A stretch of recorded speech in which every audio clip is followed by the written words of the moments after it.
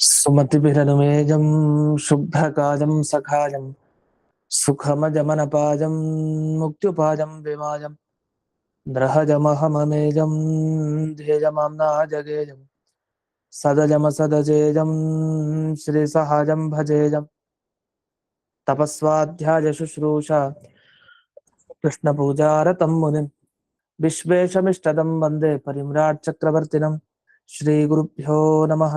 हरिः ओम्।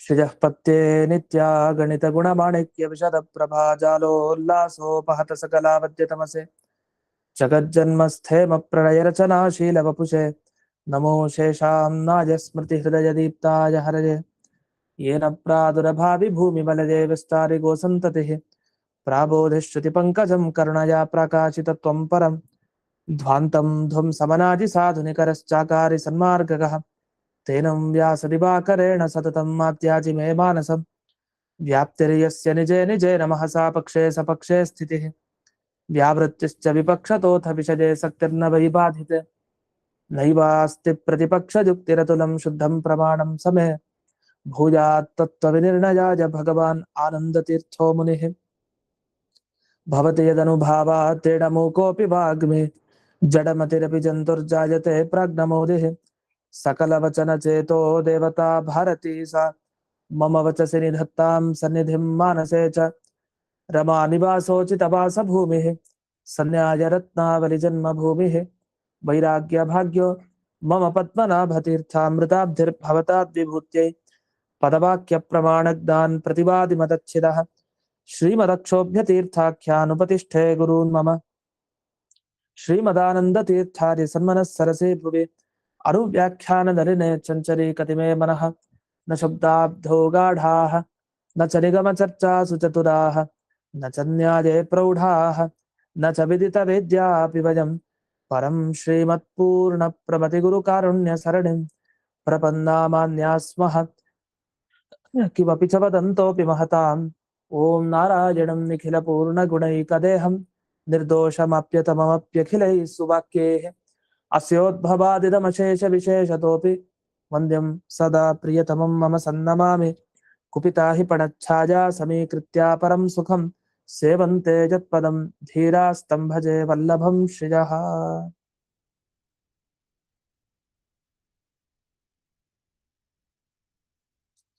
ಪುರುಷ ಸೂಕ್ತದ ವಿವರಣೆಯನ್ನು ಮಾಡ್ತಾ ಇದ್ರು. ಅದರಲ್ಲಿ ವಿರೋಧವನ್ನು ತೋರಿಸಿದ್ರು ಹಿಂದಿನ ಮುಂದಿನ ಮಾತುಗಳಿಗೆ. ಅಂದ್ರೆ ಪುರುಷ ಸೂಕ್ತದಲ್ಲಿ ಒಂದ್ ಕಡೆ ಪುರುಷಯೇ ವೇದಂ ಸರ್ವಂ ಅಂತ ಹೇಳಿ ಇಡೀ ಜಗತ್ತು ದೇವರು ಒಂದೇ ಅಂತ ಹೇಳುತ್ತೆ. ಮುಂದಕ್ ಬಂದ ಕೂಡಲೇ ಮುಂದಿನ ಮಾತು ಉತಾಮೃತತ್ವ ಶೇಷ ಅನ್ನುವಂತ ಮುಕ್ತರು ಕೂಡ ದೇವರ ಭಜನೆ ಮಾಡ್ತಾ ಇರ್ತಾರೆ ಅಂತ. ಒಂದ್ ಕಡೆ ಮುಕ್ತರು ಬೇರೆ ಅಲ್ಲ ದೇವ್ರು ಬೇರೆ ಅಲ್ಲ ಅಂತ ಹೇಳೋದು, ಇನ್ನೊಂದ್ ಕಡೆ ಮುಕ್ತರು ದೇವ್ರಿಗೆ ಹೋಗಿ ನಮಸ್ಕಾರ ಮಾಡ್ತಾರೆ ಅಂತ ಹೇಳೋದು. ಇದು ವಿರುದ್ಧ ಅಲ್ವಾ? ನಾವು ಮತ್ತೆ ಮುಂದಿರೋರು ಒಂದೇ ಆಗ್ಬಿಟ್ರೆ ಅವ್ರು ಯಾಕೆ ನಮ್ಗ್ ನಮಸ್ಕಾರ ಮಾಡಕ್, ನಾವ್ ಯಾಕೆ ಅವ್ರಿಗೆ ನಮಸ್ಕಾರ ಮಾಡ್ಬೇಕು? ನಾವು ಗುರುಗಳ ಹತ್ರ ಹೋಗ್ತೀವಿ, ಯಾಕೆ? ಅವ್ರಿಂದ ನಮ್ಗೆ ಅನುಗ್ರಹ ಆಗ್ಬೇಕು, ಅದಕ್ಕೆ ವೃಂದಾವನದ ಮುಂದೆ ಹೋಗಿ ನಮಸ್ಕಾರ ಮಾಡ್ತೀವಿ. ಒಂದ್ ವೇಳೆ ವೃಂದಾವನದಲ್ಲಿರೋ ಗುರುಗಳು ನಾವು ಒಂದೇ ಆಗ್ಬಿಟ್ರೆ ಯಾಕೆ ನಮಸ್ಕಾರ ಮಾಡ್ಬೇಕು ಅವ್ರಿಗೆ? ಒಂದ್ಸರಿ ಹೇಳುತ್ತೆ ಪುರುಷ ಸೂಕ್ತ, ಇಲ್ಲ ಕಣ್ಮುಂದಿರುವಂತಹ ಪುರುಷ ನೀವೇ. ಇನ್ನೊಂದ್ಸರಿ ಹೇಳುತ್ತೆ, ಇಲ್ಲ ಮುಕ್ತರ್ ಭಜನೆ ಮಾಡ್ತಾರೆ ನೀನು ಮಾಡಪ್ಪ ಅಂತ. ಅಂದ್ರೆ ಈ ತರ ಏನಾಯ್ತು, ವಿರುದ್ಧವಾದ ಹೇಳಿಕೆ ಕೊಟ್ರೆ ಅವಾಗ ಏನಂತಾರೆ? ಯಾರು ವಿರುದ್ಧವಾಗಿ ಮಾತಾಡ್ತಾರೋ ಅವ್ನು ಹುಚ್ಚ ಅಂತ ಕರೀತಾರೆ. ಆಗ ಉನ್ಮತ್ತ ವಚನ ವತ್ಸ್ಯ, ವೇದ ಉನ್ಮತ್ತನಂತೆ ಆಯ್ತು. ಅಂದ್ರೆ ಉನ್ಮತ್ತದ ಮಾತು ಹೇಗಿದೆಯೋ ಆ ತರ ಮಾತಾಯ್ತು ವೇದದ್ದು. ಇದು ಪ್ರಮಾಣ ಆಗತ್ತ. ಹಾಗಾಗಿ ನಾವ್ ಹೇಳಿದಾಗೆ ಅರ್ಥ ಹೇಳ್ಬೇಕು ಅಂತ ಇಲ್ಲಿ ತಿಳಿಸಿ, ಪುರುಷ ಜೇವೇದಂ ಸರ್ವಂ ಅಂತ ಹೇಳಿದ್ರೆ ಎಲ್ಲಾ ಕಡೆ ಆ ಪುರುಷನ ವ್ಯಾಪ್ತಿ ಇದೆ, ಪ್ರತಿಯೊಂದು ಕಡೆ ಆ ಭಗವಂತ ನೆಲೆಸಿದ್ದಾನೆ ಅಂತ ಇಷ್ಟೇ ಅರ್ಥ ಹೊರತು ಎಲ್ಲವೂ ದೇವರೇ ಅಂತ ಅರ್ಥ ಅಲ್ಲ ಅಂತ ಇದು ಒಂದು. ಇದಾದ್ಮೇಲೆ ಮುಂದಿನ ಭಾಗ 203ನೇ ಸುಧಾಮೂಲದಲ್ಲಿದ್ದೀವಿ. ಇತೋಪಿ ಏತದೇವಂ ಇತ್ಯಾಹ ಸೋಮೃತಸ್ಯ ಇತಿ. ಇನ್ನೊಂದು ಕಾರಣ ಇದೆ ಅಂತೆ. ಯಾವ ಕಾರಣ? ಯಾವುದಕ್ಕೆ ಕಾರಣ ಅಂದ್ರೆ, ಪುರುಷ ದೇವೇದಂ ಸರ್ವಂ ಅನ್ನೋದು ದೇವರ ಮಹಿಮೆಯನ್ನು ಹೇಳ್ತಾ ಇದೆ ಹೊರತು ದೇವರೇ ಇಡೀ ಜಗತ್ತು ಅಂತ ಹೇಳ್ತಾ ಇಲ್ಲ. ಯಾಕೆ? ಆಚಾರ್ಯರ ಮಾತು, ಸೋಮೃತಸ್ಯ ಭಜಸ್ಯೇಷೋ ಮರ್ತ್ಯಮನ್ನಂ ಯದತ್ಯಗಾತ್ ಇತ್ಯಮುಕ್ತಾಧಿಪತ್ಯಂತೂ ಪೂರ್ವಾರ್ಧೋಕ್ತಮನೂದ್ಯ ಚ ಉತಾಮೃತಸ್ಯೇಷ ಇತಿ ವಿಧತ್ತೆ ಮುಕ್ತಿಗೆ ಶತಾಂ ಇತಿ ಭಾಗವತ ವಚನಾತ್ ಇತಿ ಶೇಷಃ. ಭಾಗವತದಲ್ಲೂ ಮಾತಿದೆಯಲ್ಲ, ಪ್ರಮಾಣ ಇದೆ ನಮ್ಗೆ, ಸುಮ್ಮನೆ ಹೇಳಲಿಲ್ಲ ಅಂತ. ಇದನ್ನ ಜಯತೀರ್ಥರು ಆಚಾರ್ಯರು ತಾವು ಹೇಳುವಂತಹ ವಿಷಯ ಪುರುಷ ಸೂಕ್ತದಲ್ಲಿ ಹೀಗಿದೆ, ಅರ್ಥ ಹೀಗೆ ಅನ್ಲಿಕ್ಕೆ ಭಾಗವತವನ್ನ ಜೊತೆಗೆ ಪ್ರಮಾಣವಾಗಿ ತಗೊಳ್ತಾರೆ. ಈ ತರ ಭಾಗವತದಲ್ಲಿ ಬಂದ ವಿಷಯ ಸುಮಾರು ವಿಷಯ ಅದು ಸುಧಾದಲ್ಲಿದೆ. ಸುಧಾದಲ್ಲಿ ಬಂದಿರೋ ವಿಷಯ ಭಾಗವತದಲ್ಲಿ ಕಾಣುತ್ತೆ ಸಹಜವಾಗಿ. ಭಾಗವತ ಮೊದಲು ಬಂದಿರೋದು, ಬ್ರಹ್ಮಸೂತ್ರ ಮೊದಲಿತ್ತು, ಅನುವ್ಯಾಖ್ಯಾನ ಆಮೇಲೆ, ನಂತರ ಸುಧಾ. ಭಾಗವತಲ್ಲಿ ಅಷ್ಟು ವಿಷಯ ಇದೆ. ಅದು ಯಾವಾಗ ಗೊತ್ತಾಗುತ್ತೆ? ಟಿಪ್ಪಣಿಗಳನ್ನು ಓದಿದ್ರೆ ಗೊತ್ತಾಗುತ್ತೆ. ಭಾಗವತಲ್ಲಿ ಬರೀ ಮೂಲ ಶ್ಲೋಕಕ್ಕೆ ಎಷ್ಟು ಬೇಕೋ ಅಷ್ಟೇ ಅರ್ಥ ಓದಿದ್ರೆ ಖಂಡಿತ ಗೊತ್ತಾಗಲ್ಲ.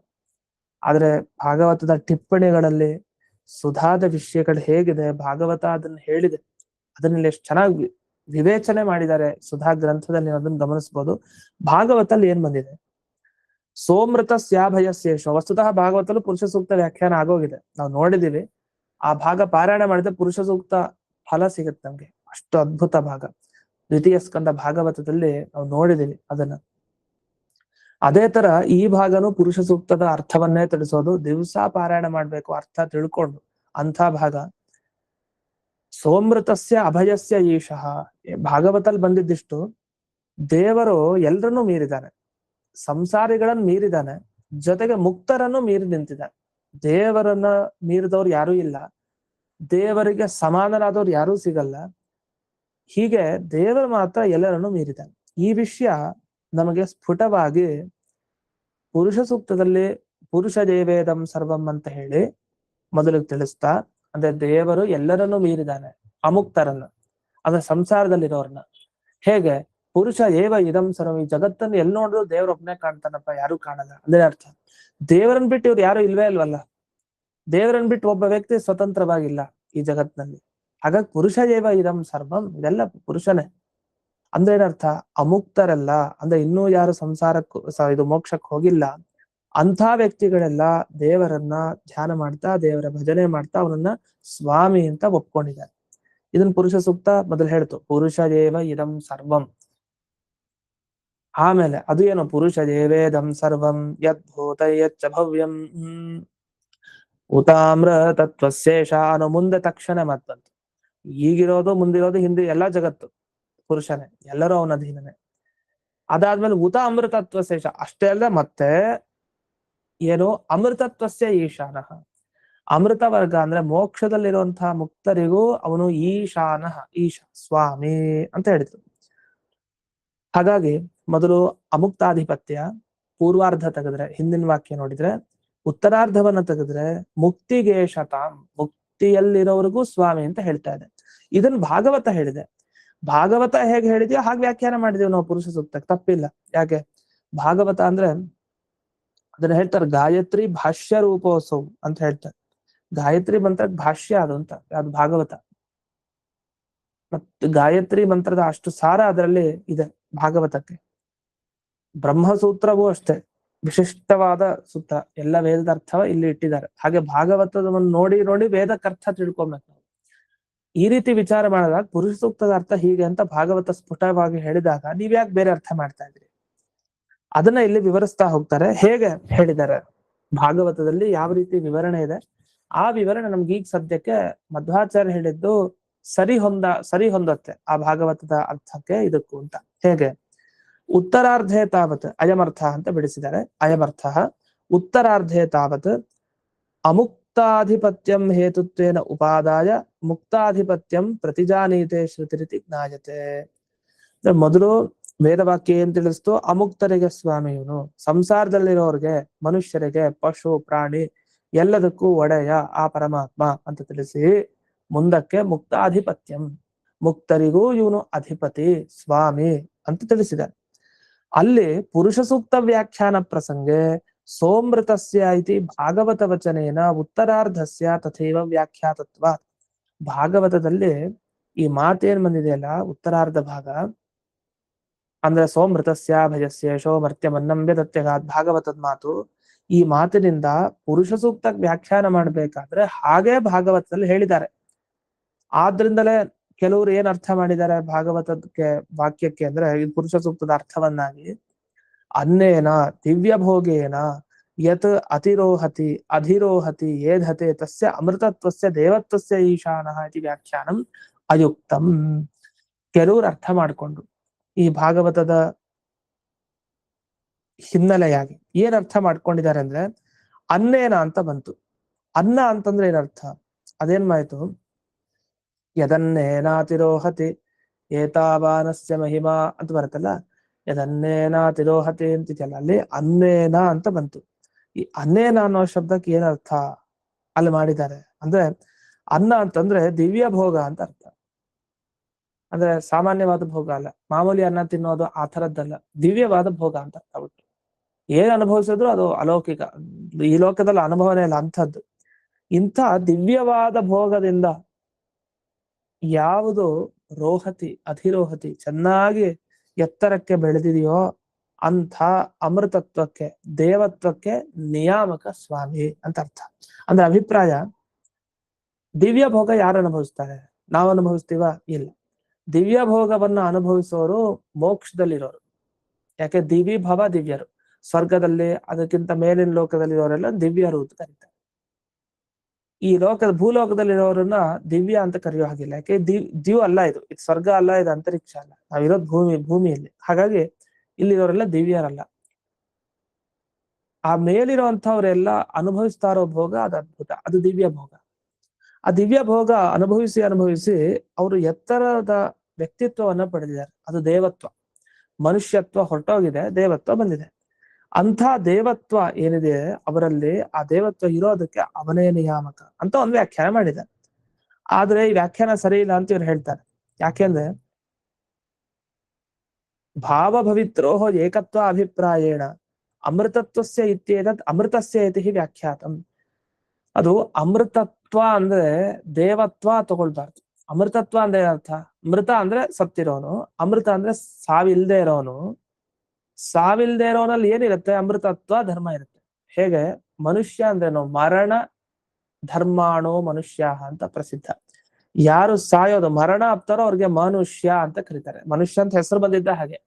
ಮರಣ ಧರ್ಮಶೀಲಿನ ಅಂದ್ರೆ ಮರಣ ಯಾವಾಗ್ಲೂ ಇವ್ರಿಗಿರುತ್ತೆ, ಹುಟ್ಟಿದ ಮೇಲೆ ಸಾಯ್ತಾನೆ ಇರ್ಬೇಕು, ಅದನ್ನ ಇವ್ರು ಮನುಷ್ಯ ಅಂತ ಕರೀತಾರೆ ಹೆಸರು. ಇಂಥ ಮನುಷ್ಯರು ತಾವು ಮನುಷ್ಯತ್ವವನ್ನ ಪಡೆದಿದ್ದಾರೆ, ಅವರಲ್ಲಿ ಮನುಷ್ಯತ್ವ ಇದೆ. ಅದೇ ತರ ಅಮೃತರು ಮುಕ್ತರು, ಅವರಲ್ಲಿ ಯಾವ ಧರ್ಮ ಇದೆ? ಅಮೃತತ್ವ ಇದೆ.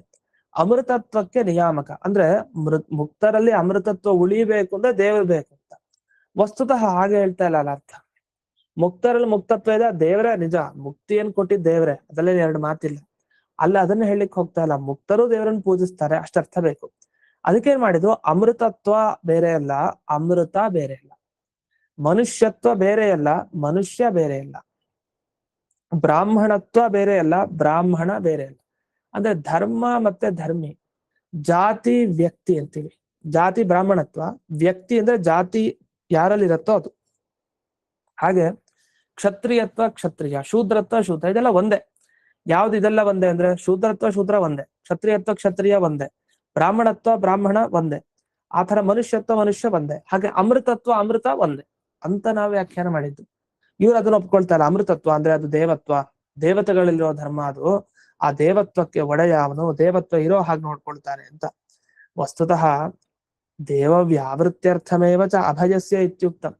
ಅದು ಸೋಮೃತಸ್ಯ ಅಭಯಸ್ಯ ಈಶೋ ಅಂತ ಅಭಯ ಅಂತ ಹಾಕಿದ್ದಾರೆ. ಈ ದೇವತೆಗಳನ್ನು ತಗೊಳ್ಬಾರದು ಅಂತಾನೆ ಅಲ್ಲಿ ಅಭಯ ಅನ್ನೋ ಶಬ್ದ ಬಂದಿದೆ. ಯಾಕೆ? ದೇವತೆಗಳ ಪದವಿಲಿರೋರ್ಗೂ ಭಯ ಇರತ್ತಂತೆ, ಅವ್ರನ್ನ ತಗೊಳ್ಬಾರ್ದು ಅಂತ.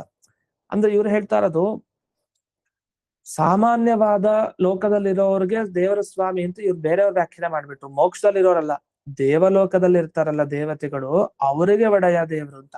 ಹಾಗಲ್ಲ. ಹಾಗಾದ್ರೆ ಮೋಕ್ಷದಲ್ಲಿರೋರ್ಗೆ ಏನು? ಹಾಗಾದ್ರೆ ಮೋಕ್ಷದಲ್ಲಿರೋರ್ಗೆ ದೇವರು ಒಡೆಯ ಅಲ್ಲ ಅಂತ ಆಯ್ತು, ಅವ್ನ್ ಸ್ವಾಮಿ ಅಲ್ಲ, ಅವ್ರು ಪೂಜೆ ಮಾಡ್ಬೇಕು ಅಂತಿಲ್ಲ. ಆದ್ರೆ ಆತರ ಅರ್ಥ ಅಲ್ಲ ಇಲ್ಲಿ. ಅಮೃತತ್ವ ಅಂದ್ರೆ ದೇವತ್ವ ಅಲ್ಲ, ಅಮೃತತ್ವ ಅಂದ್ರೆ ಮೋಕ್ಷದಲ್ಲಿರೋರ್ನೇ ತಗೊಳ್ಬೇಕು. ಅದನ್ನ ಬೇರೆಯವ್ರ ವ್ಯಾಖ್ಯಾನ ಸರಿ ಇಲ್ಲ. ಅವರು ಸ್ವರ್ಗದಲ್ಲಿರೋರ್ನ ತಗೊಳ್ಳಿ, ಬೇರೆ ದೇವತಾ ಲೋಕಗಳಿರೋರ್ನ ತಗೊಳ್ಳಿ ಅಂತ ಹೇಳ್ತಾ ಇದ್ದಾರೆ ಅಮೃತತ್ವ ಅನ್ನೋ ಶಬ್ದದಿಂದ. ಆದ್ರೆ ಅದನ್ನ ತಗೊಳ್ಬಾರ್ದು, ಹೊರತು ಮೋಕ್ಷದಲ್ಲಿರೋರ್ನ ತಗೊಳ್ಬೇಕು ಅಂತ ಮಧ್ವಾಚಾರ್ಯರ ವ್ಯಾಖ್ಯಾನ. ಹಾಗಾದ್ರೆ ಮೋಕ್ಷದಲ್ಲಿ ಯಾರಿದ್ದಾರೆ ಅವರಿಗೆಲ್ಲ ಸ್ವಾಮಿ ಯಾರು ಅಂತಂದ್ರೆ ಭಗವಂತ ಅಂತ ಇಷ್ಟ ಅರ್ಥ ಆಯ್ತು. ಅಲ್ಲ ದೇವತೆಗಳನ್ನ ತಗೊಳ್ಬಾರದು ನಿಮ್ಗೆ ಹೇಗೆ ಗೊತ್ತಾಯ್ತು ಅಂದ್ರೆ ಅದಕ್ಕೆ ದೇವತೆಗಳನ್ನ ತಗೊಳ್ಬಾರದು ಅಂತಾನೆ ಅಭಯ ಅಂತ ಹಾಕಿದ್ದಾರೆ. ಅಮೃತ ಅಂದ್ರೆ ಯಾರಿಗೆ ಭಯ ಇಲ್ವೋ ಅವರನ್ನ ಅಮೃತ ಅಂತ ಕರೀತಾರೆ. ದೇವತೆಗಳಿಗೆ ಭಯ ಇದೆಯೋ ಇಲ್ವೋ? ಖಂಡಿತ ಇದೆ. ಇಂದ್ರದೇವರಿಗೆ ಅಸುರರ ದಾಳಿ ಆಯ್ತು ಅಂದ್ರೆ ತಮ್ಮ ಪದವಿಯಿಂದ ಅವ್ರು ಇಳಿದು ಬಂದ್ಬಿಡ್ತಾರೆ, ಎಲ್ಲೋ ಬಚ್ಚಿಟ್ಕೊಳ್ತಾರೆ. ಪುರಾಣದಲ್ಲಿ ಘಟನೆಗಳನ್ನ ನಾವು ಕೇಳಿದೀವಿ. ಪ್ರತಿ ಸಲ ಅಲ್ಲ, ಒಟ್ಟು ಒಂದ್ಸಲಿನಾದ್ರೂ ಭಯ ಇದ್ದೇ ಇರುತ್ತೆ. ಹಿರಣ್ಯಕಶಿಪು ತಪಸ್ ಮಾಡಿದ್ರೆ ಭಯ, ಅವ್ರು ತಪಸ್ ಮಾಡಿದ್ರೆ ಭಯ, ಇದೆಲ್ಲ ತೋರಿಸಿದ್ದಾರೆ. ಹಾಗಾಗಿ ಇಂದ್ರಾದಿ ದೇವತೆಗಳಿಗೆ ದೇವತಾ ಪದವಿಯಲ್ಲಿ ಇದ್ರೂ ಭಯ ಇದ್ಮೇಲೆ ಅವ್ರನ್ನ ಇಲ್ಲಿ ಅಮೃತ ಅನ್ನೋ ಶಬ್ದದಿಂದ ತಗೊಳ್ಬಾರ್ದು. ಅಂದ್ರೆ ಅಮೃತ ಅನ್ನೋ ಶಬ್ದ ಬರೀ ಸಾಯ್ದೇ ಇರೋರ್ನ ಮಾತ್ರ ಹೇಳ್ತಾ ಇಲ್ಲ, ಭಯ ಇಲ್ದೇ ಇರೋರನ್ನ ಅಮೃತ ಅಂತ ಕರೀತಾರೆ. ಕ್ರೋಧ ಅಸೂಯೆ ಇಲ್ದೇ ಇರೋರನ್ನ ಅಮೃತ ಅಂತ ಕರೀತಾರೆ. ಯಾಕಂದ್ರೆ ಈ ಕೋಪ ಇದ್ರೆ ಅದನ್ನ ಬದುಕಿದ್ದು ಆ ವ್ಯಕ್ತಿಯನ್ನು ಸಾಯಿಸ್ತಾ ಇರತ್ತಂತೆ. ಕೋಪ ಸತ್ತವಂತರ, ಅದನ್ನ ಕೋಪ ಇರಬಾರ್ದು. ಅಸೂಯೆನೂ ಹಾಕಂತೆ, ಒಳಗಡೆ ಅಸೂಯೆ ಇದ್ದು ಇದ್ದು ಇದ್ದು ಏನಾಗ್ಬಿಡುತ್ತೆ, ಅದು ಹಾಗೆ ಜೀವಂತ ವ್ಯಕ್ತಿ ಶವದಂತೆ ಇರ್ತಾರಂತೆ ಅಷ್ಟೇ, ಸುಮ್ನೆ ಹೆಸರಿಗೆ ಬದುಕಿದ್ದಾನೆ ಅಂತ. ಅಂದ್ರೆ ಕೆಲವು ಧರ್ಮ ಏನಂದ್ರೆ ಅದು ಸಾಯಿಸ್ಬಿಟ್ಟಿರತ್ತೆ ಆ ವ್ಯಕ್ತಿತ್ವನ, ಮನುಷ್ಯನನ್ನ, ಗೊತ್ತಿರಲ್ಲ ಅವನ್ಗೆ, ಸುಮ್ನೆ ಬದುಕಿರ್ತಾನೆ ಅಷ್ಟೇ. ಅದ ಒಟ್ಟ ಸತ್ತಿರೋಂಥರ. ಹಾಗೆ ಅಭಯ, ಅಭಯ ಅಂದ್ರೆ ಭಯ ಇಲ್ದೇ ಇರೋರು, ಬರೀ ಮರಣ ಅಷ್ಟೇ ಅಲ್ಲ ಭಯನೂ ಇರಬಾರ್ದು, ಅವ್ರ ಅಮೃತ. ಅಂಥವ್ರು ದೇವತೆಗಳೆಲ್ಲ ಮೋಕ್ಷದಲ್ಲಿ ಇರೋರು ಅಂತ. ಇದು ಒಂದು. ಇದಾದ್ಮೇಲೆ ಅನ್ನೇನ ಯದನ್ನೇನಾತಿರೋಹತಿ, ಅನ್ನ ಅಂತಂದ್ರೆ ಅದು ಅನ್ನಂ ಅಂತ ತಗೊಳ್ಬೇಕಂತೆ. ಅನ್ನಂ, ಅನ್ನ ಅಂತಂದ್ರೆ ಅದು ತೃತೀಯ ವಿಭಕ್ತಿ ಇರೋ ದ್ವಿತೀಯ ವಿಭಕ್ತಿ ಮಾಡ್ಕೊಬೇಕು ಅಂತ ಹೇಳ್ತಾರೆ. ಅಂದ್ರೆ ಕೃಷ್ಣೇನ ಅಂತಿದ್ರೆ ಕೃಷ್ಣಂ ಅಂತ ಮಾಡ್ಕೊಬೇಕು. ಕೃಷ್ಣನಿಂದ ನಾನು ಬದುಕ್ತಾ ಇದ್ದೀನಿ, ಕೃಷ್ಣನನ್ನು ಅಂತ ಮಾಡ್ಕೊಳ್ಬೇಕಂತೆ. ಕೃಷ್ಣನಿಂದ ಅಲ್ಲ, ಕೃಷ್ಣನಿಂದ ಅಂತ ಕಾಣ್ತಾ ಇದೆ, ಕೃಷ್ಣನನ್ನು. ಹಾಗೆ ಅನ್ನೇನ ಅನ್ನೋದನ್ನ ಅನ್ನವನ್ನು ಅಂತ ತಗೊಳ್ಬೇಕಂತೆ. ಅನ್ನ ಪ್ರಸಿದ್ಧ ಅಲ್ಲ, ಅದಕ್ಕೆ ಇವ್ರು ಏನ್ ಮಾಡಿದ್ರು, ಈ ಪ್ರಸಿದ್ಧವಾದ ನಾವ್ ಅನ್ನ ಏನ್ ತಿಂತೀವಲ್ಲ ಆ ಅನ್ನ ಅಲ್ಲ ಇಲ್ಲಿ ಅರ್ಥ. ಮರ್ತ್ಯಂ ಇತಿ ಉದಿತಂ, ಮರ್ತ್ಯಂ ಅಂತ ಅದಕ್ಕೆ ಹೇಳಿದ್ದು. ಅಂದ್ರೆ ಅನ್ನ ಅನ್ನೋದನ್ನ ಇಲ್ಲಿ ಮರ್ತ್ಯ ಅಂತ ತಗೊಳ್ಬೇಕು.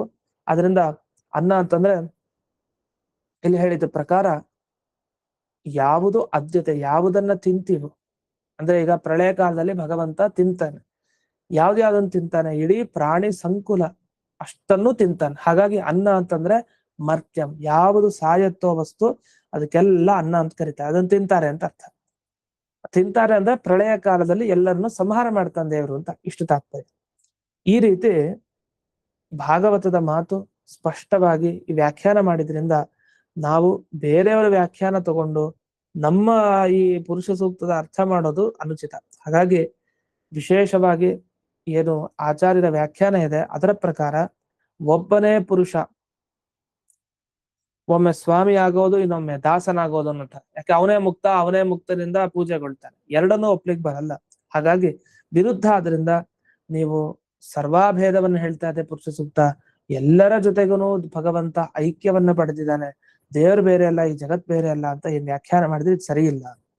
ಅಲ್ಲ ದೇವತೆಗಳಿಗೆ ಭಯ ಇದೆ ಅಂತ ಹೇಳ್ತೀರಿ, ಯಾವ್ದಾರ ಒಂದು ವೇದ ವಾಕ್ಯ ಉಂಟಾ ದೇವತೆಗಳಿಗೆ ಭಯ ಇದೆ ಅನ್ಲಿಕ್ಕೆ? ಇದೆ. ಸೋ ಅಭಿಭೇತ್ ಭಯಾದಗ್ನಿಸ್ತಪತಿ ವಾಯುಸ್ತಪತಿ ಅಂತೆಲ್ಲ ಇದೆ.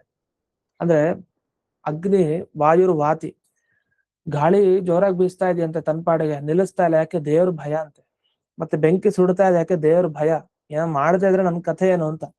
ದೇವತೆಗಳಿಗೆಲ್ಲ ಭಯ ಇದೆಯಂತೆ ದೇವರಿಂದ ಅಂತ ಒಂದ್ ಮಾತಿದೆ. ಅಂದ್ರೆ ದೇವ್ರ ಮಾತನ್ನ ಶಾಶ್ವತ ಪದೇ ಪಾಲಿಸ್ತಾ ಹೋಗ್ತಾರೆ, ಅದರಿಂದ ಭಯ ಅವ್ರಿಗೂ ಇದೆ ಅಂತ ತಿಳಿಸ್ದಾಗಾಯ್ತು. ಇದಾದ್ಮೇಲೆ ಪರಸ್ಪರ ವ್ಯಾಘಾತ ಅಂತ ಒಂದು ಶಬ್ದ ಬಂತು. ವ್ಯಾಘಾತ ಅಂದ್ರೆ ನಾವ್ ಹೇಳಿದ ಮಾತಿಗೆ ನಮ್ಗೆ ಅದು ತಿರುಗುಬಾಣ ಆಗ್ಬಿಟ್ರೆ ವ್ಯಾಘಾತ ಅಂತ ಕರೀತಾರೆ. ಈಗ ಇವ್ರೇನ ಹೇಳಿದ್ರು, ಎಲ್ಲಾ ಒಂದೇ ಅಂತ ಹೇಳಿ ಆಮೇಲೆ ಮುಕ್ತರು ಭಗವಂತ ಒಂದೇ ಅಂತ ಹೇಳ್ದಂಗ ಆಯ್ತು. ಮುಕ್ತರು ನೋಡ್ಕೊಳ್ತಾನೆ ಭಗವಂತ ಅಂತ ಮುಂದೆ ಹೇಳಿದ್ರು. ಇವನು ಅವನು ಒಂದೇ, ಆದ್ರೆ ಇವನು ಅವನು ನೋಡ್ಕೊಳ್ತಾನೆ, ಅದ್ ಹೆಂಗ್ ಸರಿ? ಇವನು ಅವನು ಒಂದೇ ಅಂದ್ಮೇಲೆ ಇವನ್ ಯಾಕೆ ನೋಡ್ಕೊಳ್ಬೇಕು, ಇಬ್ರು ಒಂದೇ ಆದ್ಮೇಲೆ? ಅದನ್ನ ಅದ್ ಸರಿ ಇಲ್ಲ. ಅಂದ ವ್ಯಾಘಾತ, ಪರಸ್ಪರ ವಿರುದ್ಧವಾದ ಮಾತಾಯ್ತು, ಹಾಗೆ ವ್ಯಾಖ್ಯಾನ ಮಾಡಬೇಡಿ ಅಂತ. ಇಷ್ಟಾದ್ಮೇಲೆ ಇನ್ನೊಂದು ಪಕ್ಷದ ಖಂಡನೆ ಮಾಡ್ತಾರೆ. 204ನೇ ಸುಧಾಮೂಲ. ಏತೇನ ಪುರುಷ ಶಬ್ದಸ್ಯ ವಿಷ್ಣು ವಿಷಯತೆ ಸರ್ವಾತ್ಮಕತ್ವಂ ಬಾಧಕಂ ನಹಿ ವಿಷ್ಣು ಸರ್ವಾತ್ಮಕತ್ವಂ ಭವದ್ಭಿರಪಿ ಅಭ್ಯುಪಗಮ್ಯತೆ ಪಶೋಸ್ತು ದೇಹ ಯೋಗ ವಶಾತ್ ಭೂತತ್ವಾದಿಕಂ ಯುಜ್ಯತೆ ತೃತೀಯ ಪಕ್ಷೋಪಿ ನಷ್ಟ. ಮೂರನೇ ಪಕ್ಷ. ಈಗ ಪುರುಷ ಸೂಕ್ತದಲ್ಲಿ ಪುರುಷ ಅಂದ್ರೆ ದೇವರು ಅಂತ ಹೇಳಲಿಕ್ಕೆ ಏನಾದ್ರು ತೊಂದರೆ ಇದೆಯಾ? ಹೌದು ಇದೆ. ಪುರುಷ ವೇದಂ ಸರ್ವಂ, ಹೇಗ್ ಸರಿ ಇದು? ಒಪ್ಪಲ್ಲ ನೀವು. ಯಾಕೆ? ಇಡೀ ಜಗತ್ತು ದೇವರಲ್ಲ, ಅದಕ್ಕೆ ಪುರುಷ ಸೂಕ್ತದ ಅರ್ಥ ಪುರುಷ ಅಲ್ಲ ದೇವರಲ್ಲ, ಅದಕ್ಕೆ ನಾವು ಹೇಳ್ತಾ ಇರೋದು ಅಂತ. ಈಗ ಈ ನಾವೇನ್ ವ್ಯಾಖ್ಯಾನ ಮಾಡಿದ್ವಿ ಅದನ್ನೇ ಅವರು ತಮ್ಮ ಪಕ್ಷ ತಗೊಂಡು ತಂಪರವಾಗಿ ಹೌದು ನೀವ್ ಹೇಳಿದ್ ನಮ್ಗೆ ಇಷ್ಟ, ನೀವ್ ಹೇಳಿದ್ ಸರಿ ಇದೆ, ಆದ್ರಿಂದಲೇ ನಾವ್ ಹೇಳ್ತಾ ಇರೋದು ಪುರುಷ ಸೂಕ್ತ ಪುರುಷ ಅರ್ಥ ಪಶು ಪುರುಷ ಹೊರತು ನಿಮ್ ದೇವರಲ್ಲ ಅಂತ ನಮಗೆ ಹೇಳ್ತಾರೆ. ಯಾಕೆಂದ್ರೆ ಈ ಪುರುಷ ಅನ್ನೋ ಶಬ್ದ ದೇವರಲ್ಲ ಅಷ್ಟೇ ಬಳಸೋದು ಅಂತ ನೀವ್ ಇಟ್ಕೊಂಡ್ರೆ, ಇಲ್ಲೇನು ಹೇಳಿದಾರೆ ಪುರುಷ ಸೂಕ್ತದಲ್ಲಿ ಪುರುಷ ದೇವೇದಂ ಸರ್ವಂ, ಆ ದೇವರು ಇಡೀ ಜಗತ್ತು ಅಂತ. ಅದನ್ನ ಒಪ್ತೀರಾ ನೀವು? ಒಪ್ಪಲ್ಲ. ಅಂದ್ಮೇಲೆ ನೀವು ನಿಮ್ಮ ಈ ಪುರುಷ ಸೂಕ್ತದಲ್ಲಿ ಪುರುಷ ಶಬ್ದದಿಂದ ದೇವರನ್ನ ಹೇಳ್ತಾ ಇಲ್ಲ, ಬೇರೆ ಅರ್ಥವನ್ನ ಹೇಳ್ತಾ ಇದೆ. ಹಾಗಾದ್ರೆ ಪಶು ಹಾಗಿದಾನ? ಪಶು ಅಂತಂದ್ರೆ ಜೀವ, ಹಿರಣ್ಯ ಗರ್ಭ ಎಲ್ಲ ತಗೊಳ್ತೀವಿ. ಬ್ರಹ್ಮದೇವರು ಅಂತ ಹಿರಣ್ಯ ಗರ್ಭ ಅಂದ್ರೆ ಜೀವನ ತಗೊಳ್ಬಹುದು ಅಂದ್ರೆ, ಹಾಗಾದ್ರೆ ಅವರೆಲ್ಲ ಏನು? ಪುರುಷ ದೇವೇದಂ ಸರ್ವಂ, ಅವರೇನ ಇಡೀ ಜಗತ್ತು ಅಂದ್ರೆ ದೇಹ ಯೋಗವಶಾತ್ ಭೂತತ್ವಾದಿಕಂ ಯುಜ್ಯತೆ. ನೋಡಿ, ಎಲ್ಲಾ ಪುರುಷರಿಗೆ ದೇಹದ ಸಂಪರ್ಕ ಇದೆಯೋ ಇಲ್ವೋ? ಖಂಡಿತ. ದೇಹ ಇಲ್ದೇನೆ ಯಾವ ಮನುಷ್ಯನೂ ಇರಲ್ಲ, ದೇಹ ಅಂತೂ ಇರ್ಲೇಬೇಕು. ದೇಹ ಇದ್ಮೇಲೆ ಏನಾಗುತ್ತೆ ಅಂದ್ರೆ ಭೂತತ್ವಾದಿಕಂ ಯುಜ್ಯತೆ. ಆ ಭೂತತ್ವಾದಿಕಂ ಯುಜ್ಯತೆ ಅನ್ನೋದಕ್ಕೆ ತಾತ್ಪರ್ಯವನ್ನ ಇಲ್ಲಿ ಬಿಡಿಸ್ತಾರೆ. ಅಂದ್ರೆ ಅಭಿಪ್ರಾಯ, ಇಲ್ಲಿವರೆಗೆ ಪುರುಷ ಶಬ್ದ ದೇವರ ಪರವಾಗಿದೆಯೋ ಅಥವಾ ಪಶು ಪುರುಷನ ಪರವಾಗಿ ಇದೆಯೋ ಅಂತಿತ್ತು. ಈಗೇನ್ ಹೇಳಿಕ್ ಬಂದ್ರಂದ್ರೆ ಇಲ್ಲ, ಬಾಧಕ ಇರೋದ್ರಿಂದಾಗಿ ಆ ಪುರುಷ ಶಬ್ದಕ್ಕೆ ದೇವರು ಅಂತ ಅರ್ಥವನ್ನ ಮಾಡಬಾರದು. ಯಾಕೆ? ಪುರುಷ ಏವೇದಂ ಸರ್ವಂ ಅಂತ ಹೇಳಿದ್ದಾರೆ. ಪಶು ಪುರುಷನಿಗಾಗತ್ತೆ. ಹೇಗಾಗತ್ತೆ? ದೇಹ ಯೋಗ. ಅದು ದೇಹ ಯೋಗ ಇದೆ, ಅದನ್ನ ಭೂತತ್ವಾದಿಕಂ ಯುಜ್ಯತೆ. ಅಂದ್ರೆ ದೇವರಿಗೆ ದೇಹ ಇರಲ್ಲ. ಈಗ ಏನಾಗುತ್ತೆ, ಈಗ ಒಬ್ಬನೇ ದೇವರು ಇಡೀ ಜಗತ್ತಾಗ್ತಾನೆ ಅಂದ್ರೆ ಜಗತ್ತಿನಲ್ಲಿ ಎಷ್ಟೋ ದೇಹ ಇದೆ. ಆ ದೇಹ ಎಲ್ಲ ದೇವ್ರಿಗಿದೆಯಾ? ಇಲ್ಲ. ಅದೇ ಪಶು ಪುರುಷನ್ಗೆ ಆಗಲ್ಲ. ಪಶು ಅಂದ್ರೆ ಜೀವ, ಅವನಿಗೆ ದೇಹ ಇರ್ಬೋದಲ್ಲ. ಅಂದ್ರೆ ದೇಹ ದೇವರಿಗಿಲ್ಲ, ಇನ್ನೊಬ್ರಿಗಿದೆ ಅಂತ ಇಟ್ಕೊಂಡಾಗ ದೇವರನ್ನ ಈ ಪುರುಷ ಸೂಕ್ತ ಹೇಳ್ತಾ ಇಲ್ಲ ಅಂತ ಹೇಳ್ಬೋದಲ್ಲ ಅಂತ ಹೀಗೊಂದು ಪ್ರಶ್ನೆಯನ್ನ ಮಾಡ್ಕೊಂಡಿದ್ದಾರೆ. ಇದಕ್ಕೇನು ಉತ್ತರ ಕೊಡ್ತಾರೆ ಅನ್ನೋದು ನಾಳೆ ದಿವಸ ನೋಡೋಣ ಅಂತ ಹೇಳ್ತಾ ಇಂದಿನ ಪಾಠವನ್ನ ಗುರುವಂತರ್ಗತ ವ್ಯಾಸತೀರ್ಥ ಗುರುವಂತರ್ಗತ ಭಾರತೀಯ ರಮಣ ಮುಖ್ಯ ಪ್ರಾಣಾಂತರ್ಗತ ಶ್ರೀಮನ್ಮೂಲ ಗೋಪಾಲಕೃಷ್ಣನಿಗೆ ಮನೆಯನ್ನು ಮಾಡ್ತಾರೆ. ಶ್ರೀಕೃಷ್ಣ ಅರ್ಪಣ. ನಮಸ್ಕಾರ. ಹರಿ ನಮಃ.